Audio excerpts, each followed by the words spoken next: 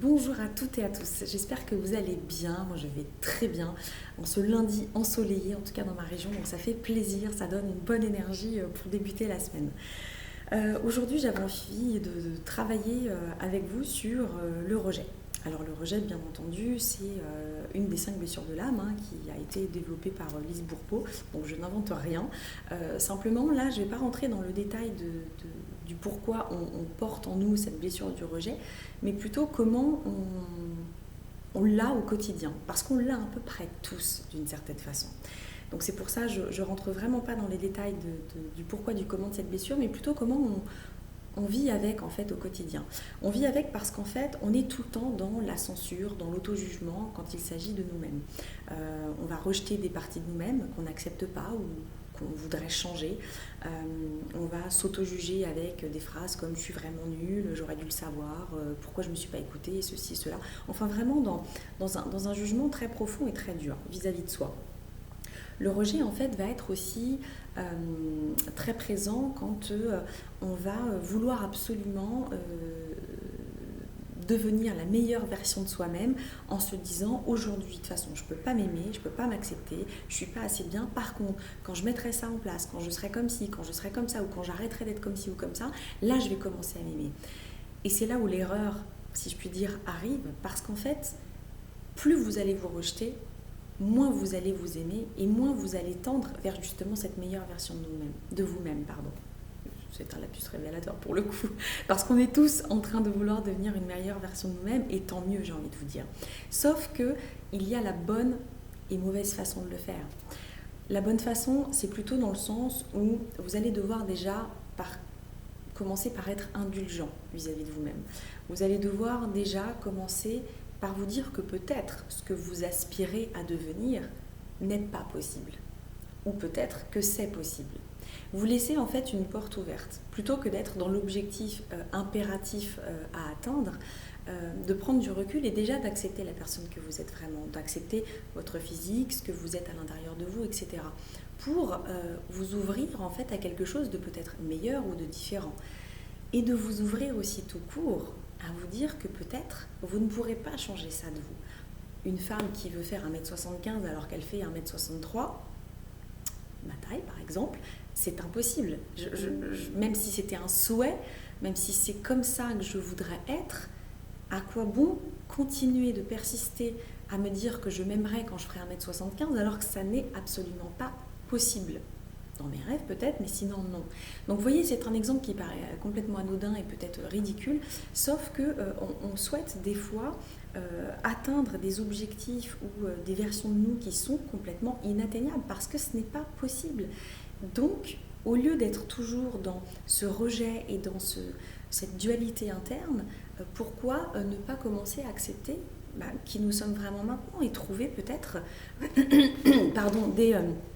des vraies qualités sur la personne que nous sommes déjà maintenant.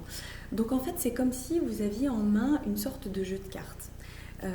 Parce que vous avez les cartes en main, on le dit souvent, et c'est vrai, on a les cartes en main. On a les cartes en main de notre vie, de notre bonheur, de ce que l'on souhaite faire, etc., etc. Donc les cartes que vous avez en main, c'est un jeu. Vous avez des cartes qui vont vous apporter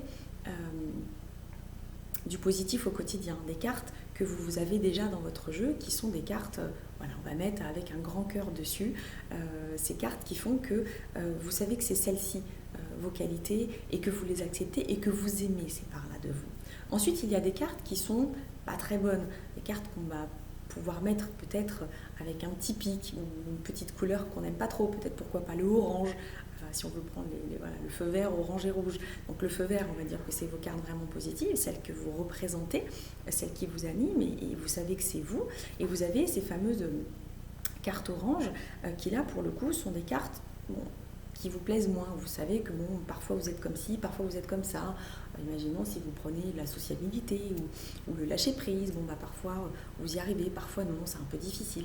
Et puis il y a les cartes rouges. Les cartes rouges, en fait, elles représentent pour vous tous vos interdits, tout ce que vous vous empêchez de faire, tous les interdits qu'on vous a peut-être demandé d'avoir dans votre vie. Si vous avez eu une éducation avec par exemple le fait de devoir tout contrôler parce que c'est comme ça que vous allez maîtriser votre vie, etc., et que surtout pas lâcher prise, bien entendu, pour vous, c'est attends, on parle de lâcher prise, c'est mort, c'est pas pour moi, ça n'existe pas, je ne ferai jamais ça, déjà je n'y crois pas, en plus je sais pas comment faire, etc., etc. Donc ça, on est sur des cartes rouges, ce sont des cartes vraiment interdites vous concernant. Si vous voulez devenir le maître de votre jeu de cartes, il va falloir vous amuser avec celle-ci. Conservez les vertes en vous disant que de toute façon ces cartes-là sont bonnes pour vous et qu'il faut continuer de les alimenter. Essayez de jouer un peu avec les oranges en vous disant ok, pourquoi ne pas essayer de tendre encore un peu plus vers ces cartes-là pour essayer de m'en faire quelque chose de bon pour moi. Et puis les cartes rouges, au lieu de vous dire définitivement c'est pas pour moi, je n'en veux pas, je ne sais pas faire, posez-vous la question d'où ça vient. D'où viennent ces cartes rouges? D'où vient cette peur? D'où vient ce non-amour? D'où vient ce manque de communication? D'où vient cette tristesse profonde? Essayez d'analyser un tout petit peu ce que ça peut représenter pour vous et d'où ça vient, pour pouvoir prendre du recul et observer que ça ne vous appartient certainement pas et que ça appartient certainement aux personnes, les figures parentales ou autres de votre famille, ou les mémoires familiales, ou les mémoires transgénérationnelles, etc., les loyautés, les secrets de famille, enfin, tout un tas de trucs qu'on travaille d'ailleurs en coaching et qu'on met en lumière justement pour se dégager de tout cela et vraiment de s'affranchir de ces cartes rouges, si je puis dire. Et puis vraiment comprendre voilà, comment ça fonctionne. Ensuite, il y a aussi cette question du pourquoi cette carte-là, je ne l'accepte pas. Pourquoi quand je vois par exemple quelqu'un qui vient vers moi et qui est dans un contrôle de l'anticipation ou dans une colère monstre, ça me met en réaction profonde? Ben, vous savez aussi qu'il y a l'effet miroir qui joue par rapport à ça. Vous savez pertinemment que le jugement que vous avez sur l'autre, c'est certainement quelque chose qui est déjà à l'intérieur de vous, que vous n'acceptez certainement pas. C'est souvent ça, quand on est en réaction si épidermique par rapport à une personne, en tout cas son comportement ou son physique, ou etc., c'est qu'il y a quelque chose à l'intérieur de soi qui n'est pas OK. Donc au lieu d'accabler et de continuer d'être dans ce jugement profond vis-à-vis de la personne en face de soi, essayez plutôt de voir ce qui se passe en vous. Pourquoi en vous, ça s'anime ainsi, ça vient d'où ce truc, quoi. Ce qui fait que plus vous allez apprendre à vous servir de vos jugements, plus vous allez les analyser, les manier, voir si effectivement c'est pas plutôt un truc qui se réveille à l'intérieur de vous et qui fait que vous êtes en réaction par rapport à cette personne, etc. Essayez de comprendre que vos jugements, en fait, c'est aussi le jugement des autres. L'effet miroir, il est vraiment là pour ça. C'est-à-dire que vous êtes simplement le reflet du jugement de l'autre aussi. Quand vous jugez, c'est qu'il y a quelque chose qui vous touche. Quand vous êtes jugé, c'est là où je veux en venir surtout. Je me suis un peu mal exprimée auparavant, pardon. Mais quand vous êtes jugé à votre tour, c'est que la personne en face est aussi en effet miroir. C'est-à-dire qu'elle a quelque chose à l'intérieur d'elle qui n'est pas OK avec ce que vous représentez. Donc au lieu d'en prendre son jugement pour une affaire hyper personnelle, etc., prenez le recul et dites-vous simplement que la personne ne peut peut-être pas faire autrement que de vous juger comme elle le fait là actuellement. Ça va vous permettre de prendre du recul, ça va vous permettre de diminuer le rejet et de le comprendre, de l'accepter, mais aussi, et ce qu'on fait en coaching, de le déprogrammer. Tout ce qu'on fait dans les séances de coaching avec le programme Grow Up qui dure sur 3 mois que j'ai mis en place, c'est typiquement ça. C'est-à-dire qu'on déprogramme complètement des choses qui ont été ancrées. On accepte l'idée en fait qu'on s'aime peut-être pas totalement, qu'on a envie d'aller vers quelque chose de mieux, mais aussi qu'on développe en fait la croyance qu'on peut changer. Donc ça déjà c'est un premier pas, c'est ce qu'on apprend à faire. Après, on identifie les parties de nous-mêmes aussi qu'on rejette, ces fameuses cartes rouges, on identifie ce qui merdouille chez nous.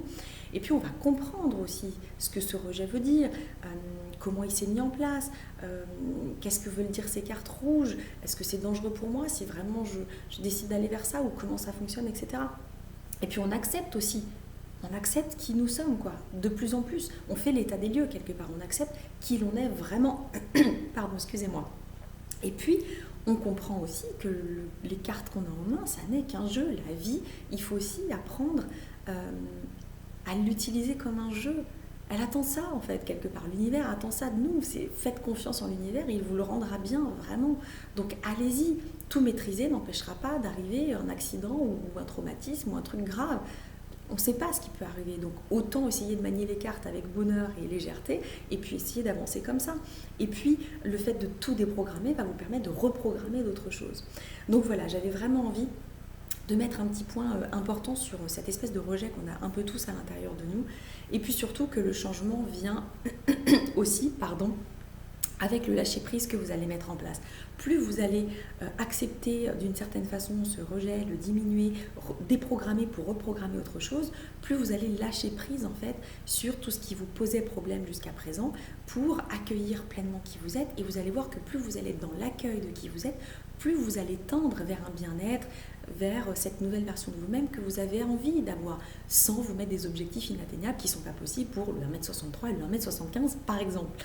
Donc voilà, j'avais vraiment envie d'insister sur ça, en vous disant que tout le rejet est bien plus complexe que ce qu'on peut entendre parfois, et que si vous avez envie bien sûr d'échanger avec moi sur ce sujet, c'est avec grand plaisir sur Instagram, sur ma page Facebook, dans le groupe privé aussi, pourquoi pas. Et je vous remercie encore une fois de vous abonner à ma chaîne YouTube, parce que c'est grâce à vous que je vais pouvoir continuer d'avancer sur ce terrain et de véhiculer des idées, des échanges pour pouvoir échanger encore plus et grandir ensemble, parce que je pense que c'est le but de l'humanité et de la vie. Je vous souhaite une belle journée, je vous embrasse. Ciao.